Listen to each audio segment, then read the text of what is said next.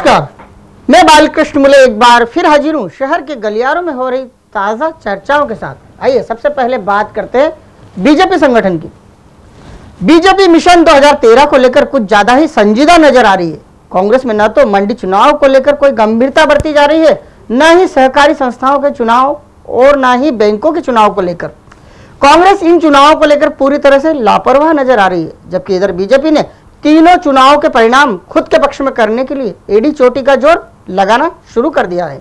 BJP हर चुनाव में कांग्रेस पर भारी नजर आ रही है। भाजपा ने मंडी चुनाव को लेकर अपने सारे बड़े नेताओं को मैदान में उतार दिया है। बीजेपी की ओर से अभी तक सांसद सुमित्रा महाजन, उद्योग मंत्री कैलाश विजयवर्गीय, स्वास्थ्य राज्य मंत्री महेंद्र हार्डिया के साथ साथ सभी विधायकों की तैनाती की जा चुकी है। इन नेताओं ने अपनी अपनी जिम्मेदारी वाली तहसीलों में पार्टी के समर्थन वाले उम्मीदवारों के पक्ष में प्रचार भी शुरू कर दिया है। बीजेपी के बड़े नेताओं के मैदान संभालने से माहौल पूरी तरह से बदला सा लग रहा है। वहीं कांग्रेस की ओर से अभी तक कोई भी नेता सक्रिय नहीं हुआ है। जिला कांग्रेस ने तो अभी तक ऐसा कोई कार्यक्रम बनाए जाने की जहमत तक नहीं उठाई है। 2 दिन पहले लगा था कि जैसे ही सत्ताधारी पार्टी के नेताओं की मंडी चुनाव में उतरने के साथ ही कांग्रेस भी कम से कम मंडी चुनाव में विधायक स्तर के नेताओं को कोई जिम्मेदारी देगी। अब मंडी चुनाव में 1 सप्ताह का वक्त बचा है। कांग्रेस अंतिम समय में कुछ कर सकती है, लेकिन बीजेपी कांग्रेस से कई गुना आगे चल रही है। दरअसल बीजेपी ने मंडी चुनाव ही नहीं बल्कि सरकारी संस्थाओं के चुनाव के साथ साथ बैंक चुनाव का भी कार्यक्रम तैयार कर लिया है। संगठन ने ऐसी तैयारी कर ली है कि उन्हें इन चुनावों में जीत के अलावा कुछ भी मंजूर ही नहीं है।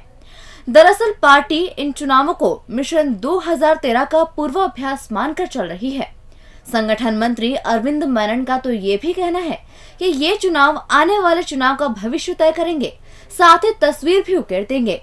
इसीलिए बीजेपी इन चुनावों को लेकर पूरी तरह से गंभीर है। उन्हें पता है कि इन चुनावों में थोड़ी सी भी लापरवाही हुई तो नतीजे उलटने में वक्त नहीं लगेगा। अभी मेयर कृष्ण मुरारी मोघे की गुड लिस्ट में केवल 3 और 5 नंबर की विधानसभा के पार्षद बने हुए हैं, लेकिन अब बाकी पार्षद भी उनके खास बन सकते हैं। इसके लिए पार्षदों को करना होगी वसूली, वो भी बकाया संपत्ति कर की। अब जो भी पार्षद अपने वार्ड से सबसे ज्यादा वसूली करवाएगा वो हो जाएगा मेयर यानी साहब का खास। फिर क्या सोच रहे पार्षद जी, लपक चाहिए।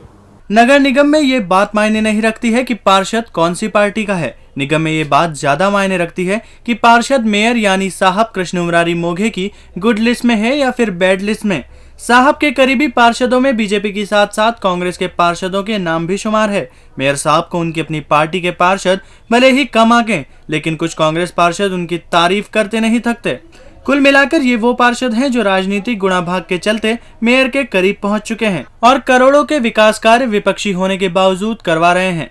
खास बात तो यह है कि अब मेयर कृष्ण मुरारी मोघे संगठन के नुस्खे निगम में भी अपना रहे हैं। पहली बार मेयर साहब ने अफसरों की फौज को एक किनारे खड़ा कर पहली बार दलगत राजनीति से ऊपर उठकर पार्षदों के माथे ऐसा काम कर दिया है जिससे पार्षद चाहें तो बखूबी कर सकते हैं। मेयर साहब ने सभी पार्षदों को उनके वार्डों के बकायेदारों की सूची थमा दी है। अब ऐसे में पार्षद बीजेपी के हों या कांग्रेस के, उन्हें अपने वार्ड में विकास कार्य करवाना है तो संपत्ति कर की वसूली करवाना होगी। अब जो पार्षद मेयर साहब के सोचे पर खरा उतरेगा उसे मेयर की विशेष कृपा मिलेगी। मतलब साफ है, उसके वार्ड में विकास की गंगा बहना निश्चित है। फिर क्या सोच रहे हैं पार्षद जी, लग जाओ, सही मौका है और समय भी आ गया है कुछ कर गुजरने का। जो काम साल भर में शहर कांग्रेस अध्यक्ष प्रमोद टंडन नहीं कर पाए, वो काम क्या एक पखवाड़े में वो कर पाएंगे, कहना जरा मुश्किल है। लेकिन गांधी भवन के गलियारों में इसी घिसी पिटी चर्चा का जोर है। हालांकि भरोसा कम ही लोगों को है, लेकिन मजबूरी ऐसी कि चाह कर भी इंतजार के अलावा कुछ कर नहीं सकते। कांग्रेस एक ऐसी राजनीतिक पार्टी है जहां हमेशा से नेताओं का जोर चलता आया है। पार्टी में कार्यकर्ताओं की एक अघोषित सीमा तय है जिसे नेता और कार्यकर्ता दोनों इशारों में समझते हैं और काम करते रहते हैं। यही कारण है कि कांग्रेस में नेताओं और आम कार्यकर्ताओं के बीच की दूरी स्पष्ट रूप से झलक पड़ती है। पार्टी पर नेताओं का राज है और यही हालात इंदौर में भी देखे जा रहे हैं। शहर में कांग्रेस अध्यक्ष प्रमोद टंडन के नाम को हटा दें तो पार्टी में दूसरा कोई पदाधिकारी नहीं है जो अपने आप को शहर कांग्रेस का पदाधिकारी बता सके। पार्टी में ये माहौल पिछले 1 साल से चल रहा है। तकरीबन आधा दर्जन बार शहर कांग्रेस की कार्यकारिणी गठित किए जाने की चर्चा हुई और फिर ठंडे बस्ते में चली गई। अब एक बार फिर कार्यकारिणी के गठन की चर्चाएं जोरों पर हैं। विश्वास नहीं हो रहा, लेकिन टंडन कह रहे हैं वो अब 2012 में ही अपनी कार्यकारिणी की घोषणा करेंगे। ये निर्णय टंडन इसलिए भी ले रहे हैं कि उन्हें 13 से कुछ भय लगता है। ये वही अंक है जब उन्होंने श्राद्ध पक्ष में अपना पदभार ग्रहण किया था। गांधी भवन के गलियारों में फिलहाल एकमात्र चर्चा यही हो रही है। शहर कांग्रेस अध्यक्ष टंडन अब 20 दिनों में कार्यकारिणी घोषित करने का मूड बना बैठे हैं। अब सारी सूचियों का समावेश होगा और फिर एक नई सूची घोषित हो जाएगी। क्योंकि ये बात टंडन ने कही है, इसलिए भरोसा करो। कांग्रेस पार्षद अनवर कादरी की परेशानी है कि कम होने का नाम ही नहीं ले रही है। कादरी एक सप्ताह से पुलिस के सामने आत्मसमर्पण करने के लिए हाथ पैर मार रहे हैं, लेकिन उन्हें फिर भी असफलता ही हाथ लग रही है। हालांकि कादरी फिलहाल अपने वार्ड में पहले की तरह ही सक्रिय है और अब वे इंतजार कर रहे हैं पुलिस के अगले आदेश का। पुलिस की महिमा भी निराली है।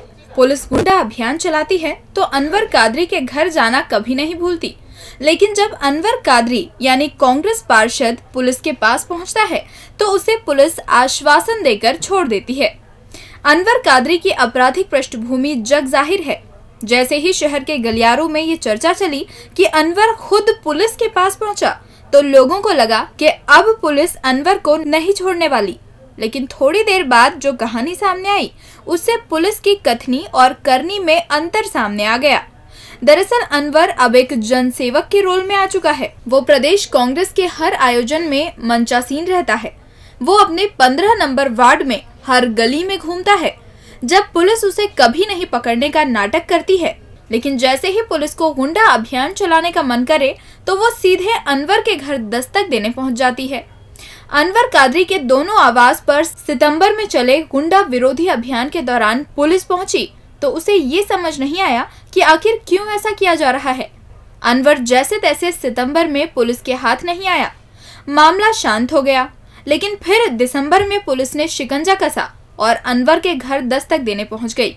इस बार अनवर ने दिमाग से काम लिया और खुद ही पहुंच गया एएसपी के पास और कहने लगा, सर मुझे कर लो गिरफ्तार, कर लो। लेकिन पुलिस ने इस बार हाथ खींच लिए।